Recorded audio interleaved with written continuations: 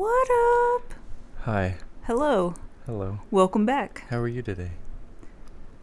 I'm fine. Thank you for asking. All business. You're welcome. So my sister, she lost her phone on the train, right? Mm-hmm. I didn't hear from her for a week. Dude, after one day of, I texted her ass and she didn't text me back. I was like, dude, bitch has gone rogue. I was like, what happened? Like, sad face. I was like, where's my sister, right? No reply, nothing. And then maybe like 2 or 3 days later, I got a text from her man friend. Is that a man friend? Man. Okay. And he had said that the phone was gone. I don't remember if he said like someone found her phone or someone stole her phone. But I think it's subjective. If you found a phone, just that sentence alone. You didn't steal it. You didn't steal it. You found it, right? Right? Okay. So here's what I'm thinking. To the person who found my sister's phone on the LA train, if they see the following text message, I think they should resell the phone on Craigslist and enjoy the money. Now, I think the phone was kind of old school. I don't know. It wasn't fancy, so you're going to have to enjoy the dollar menu because that was a cheap-ass phone you found. So this is the text message I thought I was sending my sister, but apparently I was sending this to the phone thief. So, Tuesday, 10 a.m., 10:44 to be exact. Dear phone finder, if you see these text messages, call me. Okay, here's the text message. I like the Christmas music the thrift store is playing. Vintage old jazz stuff. Sent, right? This is what I sent to a phone thief. No reply. Come on, phone thief. Say, just give me back a thumbs up or something. Don't leave me hanging. Okay, and then 1 minute later, I was like self-conscious. I was like, this is what I sent back.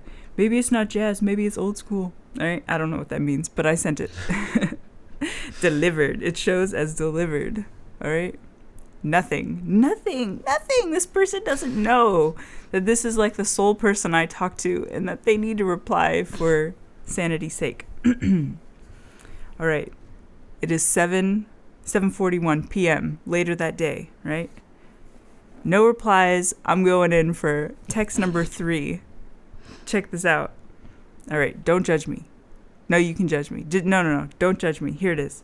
This is the text message. Brace yourself. This is some... I think I'm ready. This is some good writing. These farts could saw a rusty old car in half. Dude, they were some crazy farts. They were. I had a circular saw. Circular saw in my pants. And then I sent her a 4th text message like a minute later. Okay, she didn't reply to the fart message. It's like, all right, I can't just leave it on, you know what I mean? It's like on, what was it? Facebook or something, like you send someone a nasty thing, they don't reply, and then you just can't like leave it hanging. So you gotta be like, oh, hey girl, right? You gotta go in. So there was number 4, which is not hilarious. It's just, there's a Genius hour-long interview with Mariah Carey with her iconic songs and her writing process, and it has like smiles and emojis and all this shit and nothing. Okay, here's the thing. If I write about music, you think you'll get a reply, right? Mm-hmm. You think farts, like there's like people are either going to ghost you or they're going to enjoy you. That one could go either way. I'll give her that. But if we talk about Mariah Carey, she will always reply. I could write some emotional shit and she would ignore me, right? Some biological shit, she would ignore me. If I say Mariah Carey, I will get a reply. No reply.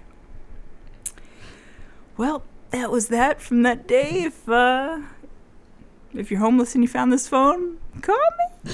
Peace.